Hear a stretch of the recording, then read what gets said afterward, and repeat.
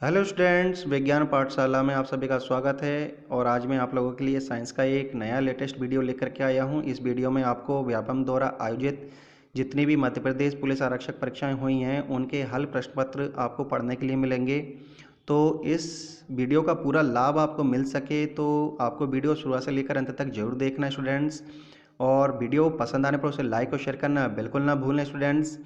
और हाँ, वीडियो देखने से पहले मेरे इस चैनल को सब्सक्राइब कर लीजिए और बेल आइकन को प्रेस भी कर लीजिए, जिससे मेरे आने वाले हर एक नई वीडियो का नोटिफिकेशन आपके पास समय समय पर आता रहेगा। तो चलिए स्टूडेंट्स, हम स्टार्ट करते हैं पहले क्वेश्चन से। पहला क्वेश्चन है हमारा कि पानी के शुद्धिकरण की कौन सी पद्धति कीटाणुओं को नहीं मारती है। तो यहाँ चार ऑप्शन दिख रहे हैं हमें। ए ऑप्शन है उबालना, बी ऑप्शन है छानना, सी ऑप्शन है आसवन और डी ऑप्शन है क्लोरीनीकरण। तो इसका सही आंसर देखते हैं क्या है स्टूडेंट्स। तो इसका सही आंसर है स्टूडेंट्स बी, छानना। तो बाकी के तीन ऑप्शन पर हम चर्चा कर लेते हैं कि उबालना। उबालना एक ऐसी मेथड होती है जिसमें हम पानी को क्या कर सकते हैं स्टूडेंट्स, उबाल सकते हैं। और उबाल करके हम क्या कर सकते हैं, कीटाणु रहित उस पानी को हम बना सकते हैं, यानी उसमें से हम कीटाणुओं को मार सकते हैं। तो इस प्रोसेस के थ्रू हम क्या कर सकते हैं, पानी का शुद्धिकरण कर सकते हैं।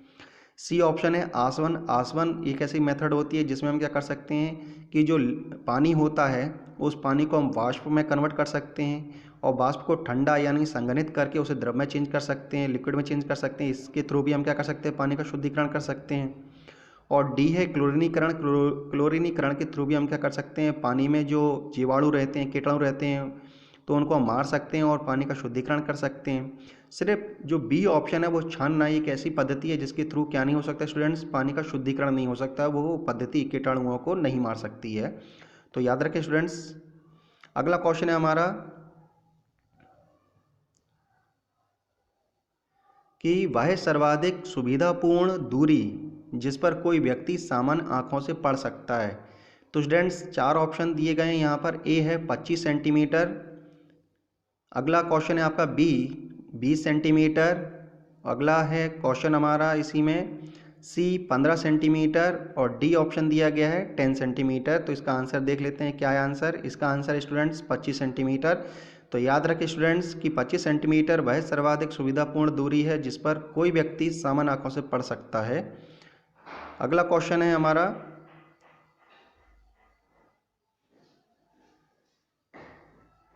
कि फलों के रस में मिलाए जाने वाले खमीर में होने वाला अवायवीय शोषण में शर्करा किस रासायनिक पदार्थ में बदल जाता है। तो स्टूडेंट्स चार ऑप्शन दिए गए हैं। पहला है ए साइट्रिक एसिड, बी है फॉर्मिक एसिड, सी ऑप्शन है लैक्टिक एसिड और डी ऑप्शन है अल्कोहल। तो इसका सही आंसर देख लेते हैं हम क्या है। इसका सही आंसर है स्टूडेंट्स अल्कोहल।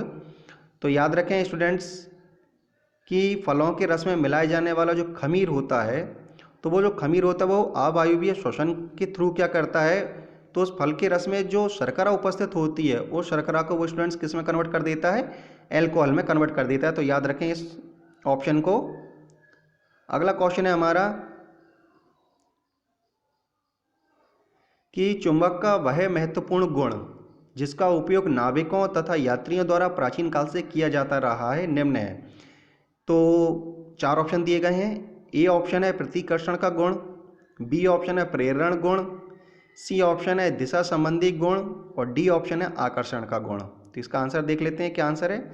सी ऑप्शन है दिशा संबंधी गुण। तो स्टूडेंट चुंबक का जो दिशा संबंधी गुण है, ये दिशा संबंधी गुण ही है जो चुंबक को महत्वपूर्ण बनाता है। किस चीज़ के लिए, कि जो नाविक होते हैं और जो यात्री होते हैं उनको दिशा ज्ञान करने के लिए। तो प्राचीन काल से ही इस गुण का उपयोग दिशा ज्ञान के लिए जो नाविक होते हैं, जो यात्री होते हैं, वो करते चले आ रहे हैं। तो याद रखें कि चुंबक का दिशा संबंधी गुण वह महत्वपूर्ण गुण होता है जिसका उपयोग नाविक और जो यात्री होते हैं वो प्राचीन काल से करते चले आ रहे हैं। अगला क्वेश्चन पे पहुंचते हैं अब हम कि दिवाली के दौरान पटाखे इमारत के बाहर जलाए जाते हैं, उनके जलने के थोड़ी देर बाद हमें ध्वनि सुनाई देती है। ऐसा इसलिए क्योंकि, तो इसके चार ऑप्शन पढ़ने के लिए मिलेंगे हमें। ए ऑप्शन है ध्वनि तरंग की तीव्रता समान होती है परंतु आवृत्ति भिन्न होती है। नंबर बी प्रकाश ध्वनि से तेज यात्रा करता है। नंबर सी हमारे कान ध्वनि सुनने में अधिक समय लेते हैं। और नंबर डी ध्वनि प्रकाश की तुलना में तेज़ी से यात्रा करती है। तो इन चारों ऑप्शन के बाद अब हम आंसर देखने वाले हैं। तो हमारा आंसर यहाँ दिखाई दे रहा है, बी आंसर है इसका कि प्रकाश जो है वो ध्वनि से तेज़ यात्रा करता है। तो स्टूडेंट्स यही कारण है कि जब हम पटाखे बाहर जलाते हैं तो उनका प्रकाश हमें पहले दिखाई देता है और उसकी ध्वनि हमें बाद में सुनाई देती है। तो इसका मेन रीज़न यही बताया गया है कि जो प्रकाश होता है स्टूडेंट्स वो ध्वनि से तेज़ यात्रा करता है। और यही परिघटना हमें बरसात के दिनों में बादल जब गरजते हैं और बिजली जब चमकती है तभी इस परिघटना को हम होते हुए देख सकते हैं। तब भी बिजली की चमक हमें पहले दिखाई देती है और उसकी जो गर्जना होती है वो बाद में सुनाई देती है। तो इसका मतलब यही है स्टूडेंट्स कि जो प्रकाश होता है वो ध्वनि से तेज़ यात्रा करता है। तो इस ऑप्शन को याद रखें आप। अगला क्वेश्चन है यहाँ पर हमारा कि उसकी पहचान कीजिए जो कि पशुधन का भाग नहीं है। तो यहाँ चार ऑप्शन दिए गए हैं। पहला ऑप्शन है बतख, बी ऑप्शन है मोर, सी ऑप्शन है मवेशी और डी ऑप्शन है मुर्गा। तो इसका आंसर देख लेते हैं क्या है आंसर। इसका आंसर है बी मोर। तो यहाँ पर जो मोर है स्टूडेंट्स वो पशुधन का भाग नहीं है, बाकी अन्य जो हैं वो पशुधन का भाग हैं। अगले क्वेश्चन पर चलते हैं अब हम कि पशुओं में ना पाए जाने वाले ऊतकों का नाम बताइए। कि पशुओं में बात कर रहे हैं, जंतुओं में जो ऊतक नहीं पाया जाता है उसकी चर्चा की जा रही है कि इन जो चार ऊतक दिए गए हैं तो इनमें से कोई एक ऊतक ऐसा है जो पशुओं में नहीं पाया जाता, यानी जंतुओं में नहीं पाया जाता है। तो ए ऑप्शन है बसीय ऊतक है, या बी विभाज्योतक ऊतक है, सी पार्श्वतंतु है और डी संयोजी ऊतक है। तो इसका आंसर है बी विभाज्योतक ऊतक। चूँकि बाकी सभी जो ऊतक हैं वो पशुओं से रिलेटेड हैं, एनिमल से रिलेटेड हैं, लेकिन जो विभाज्योतक ऊतक है स्टूडेंट्स ये प्लांट से रिलेटेड ऊतक है। अगला क्वेश्चन पे आते हैं अब हम कि आरोही क्रम में समय की सही इकाइयों का चयन कीजिए। अब आरोही क्रम में हमें क्या करना है स्टूडेंट, बढ़ते हुए क्रम में हमें देखना है। तो ए ऑप्शन हमें दिख रहा है कि सेकंड, दिन, वर्ष, महीना, मिनट, घंटा, ये ऑप्शन हो सकता है। या बी ऑप्शन हम देखते हैं कि सेकंड, घंटा, वर्ष, महीना, मिनट, दिन हो सकता है। या सी ऑप्शन सेकंड, मिनट, घंटा, दिन, महीना, वर्ष हो सकता है। अगला क्वेश्चन है, अगला इसी में ऑप्शन है डी सेकंड, दिन, महीना, वर्ष, मिनट, घंटा, ये ऑप्शन हो सकता है। तो हम देखते हैं कि इनमें से कौन सा ऑप्शन सही है जो आरोही क्रम में समय की सही इकाइयों का चयन कर सकता है। हाँ, तो इसका आंसर हम देखने के लिए मिल गया हमें। यहाँ पर देखिए सी ऑप्शन है कि अगर हम समय की जो सही इकाइयाँ अगर उनको हम आरोही क्रम में अगर हम समायोजित करेंगे तो स्टूडेंट्स हम सबसे पहले किसको रखेंगे, सेकंड को रखेंगे, उसके बाद मिनट को रखेंगे, मिनट के बाद घंटा, घंटे के बाद हम दिन, दिन के बाद महीना और महीने के बाद हम वर्ष को रखेंगे। अगले क्वेश्चन पे चलते हैं कि 9वां क्वेश्चन है अब हमारा, हैजा इसके कारण होता है। तो हैजा के चार ऑप्शन दिए गए हैं कि पहला ऑप्शन है कवक, बी ऑप्शन है प्रोटोजोआ, सी ऑप्शन है वायरस और डी ऑप्शन है जीवाणु। तो देखते हैं कि इसका सही आंसर क्या है। इसका सही आंसर है स्टूडेंट्स डी जीवाणु।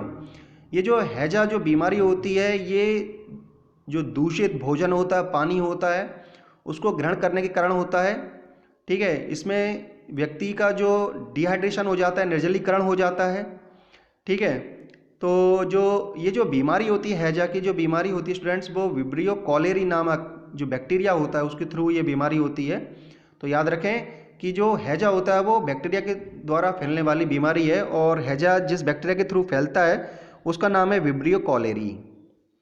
अगले क्वेश्चन पे चलते हैं अब हम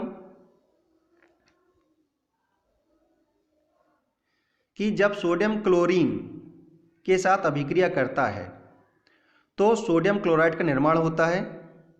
अभिक्रिया में ऊष्मा, तो चार ऑप्शन दिए गए हैं कि विनिमय नहीं होती है, ऊष्मा का किसी प्रकार का कोई विनिमय नहीं होता है। बी ऑप्शन है अवघटित होती है, सी ऑप्शन है विकसित होती है और डी ऑप्शन है अपशोषित होती है। तो यहाँ आंसर देखते हैं कि सही ऑप्शन क्या है। तो सही ऑप्शन है सी विकसित होती है कि जब सोडियम क्लोरीन के साथ अभिक्रिया करता है तो जो सोडियम क्लोराइड बनता है उसका निर्माण होता है तो उस निर्माण के दौरान अभिक्रिया में ऊष्मा विकसित होती है। यानी कि ऊष्मा निकलती है। तो ऐसी अभिक्रियाएं जिसमें ऊष्मा उत्सर्जित होती है, तो स्टूडेंट्स उन अभिक्रियाओं को ऊष्माक्षेपी अभिक्रियाएं कहते हैं, एक्सोथर्मिक रिएक्शंस कहते हैं, याद रखें। अगले क्वेश्चन पर चलते हैं अब हम कि ब्रॉयलर चिकन का भरण क्या है।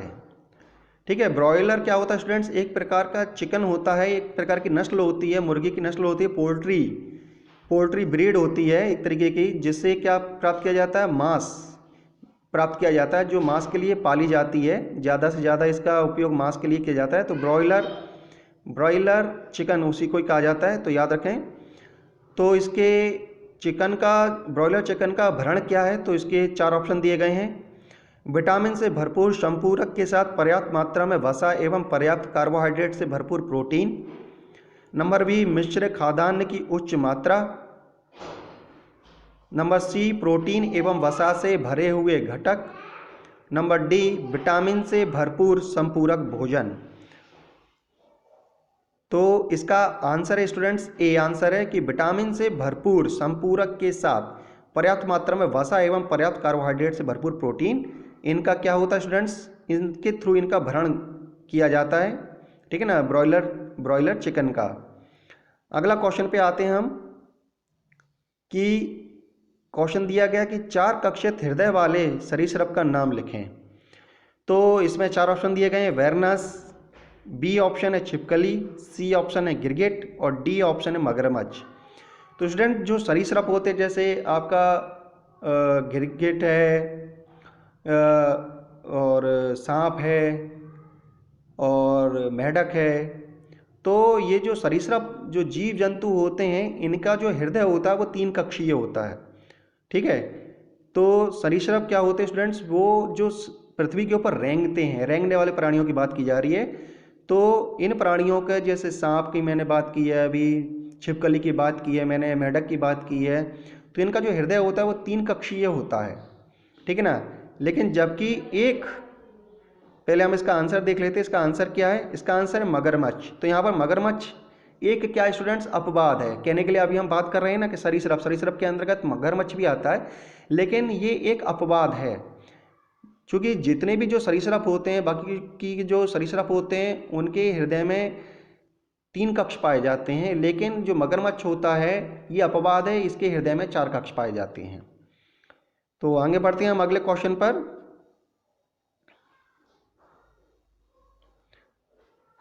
कि हृदय, धमनियां तथा शिराएं एक साथ कार्य करते हैं, यह संगठन के किस स्तर का उदाहरण है? तो पहला ऑप्शन दिया गया है ऊतक, बी ऑप्शन दिया गया अंग प्रणाली, सी ऑप्शन दिया गया कोशिका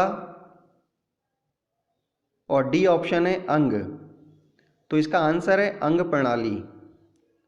तो देखा जाए तो यहाँ पर जो कोशिका है, हम बात कर लेते हैं, पहले कोशिका से स्टार्ट कर लेते हैं। जो कोशिका होती है वो किसी भी जीव की संरचनात्मक एवं कार्यात्मक इकाई होती है। अब कोशिकाओं का जब समूह बन जाता है, वो विशेष प्रकार के कार्यों को करने के लिए उत्तरदायी हो जाती हैं या विशेष प्रकार के कार्यों को करने लगती हैं। कोशिकाओं का जब एक समूह बन जाता है तो समूह को स्टूडेंट्स ऊतक कहा जाता है, टिश्यू कहा जाता है।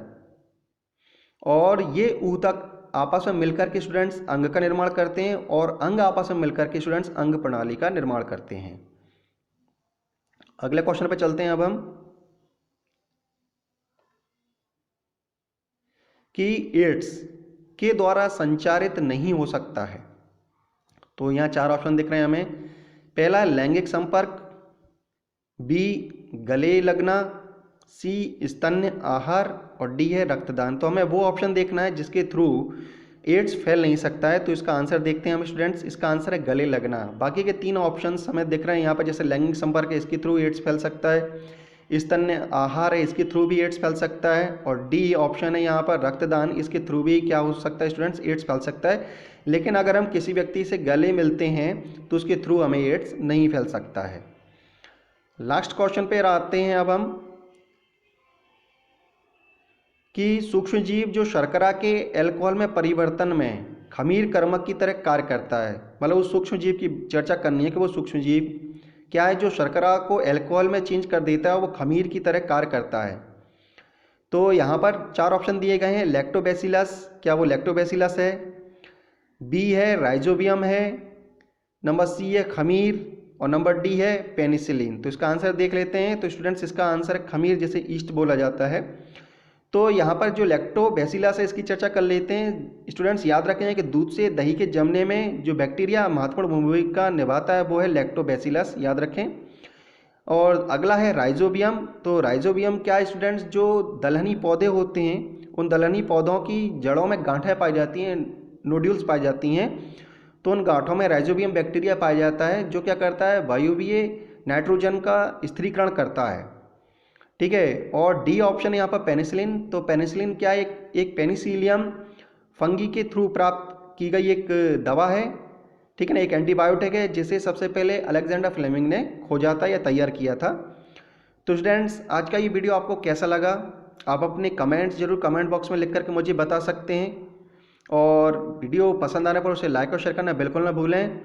और आज का वीडियो देखने के लिए आपका बहुत बहुत धन्यवाद। नेक्स्ट वीडियो का आप लोग इंतज़ार कीजिए। तब तक के लिए thank you, have a nice day.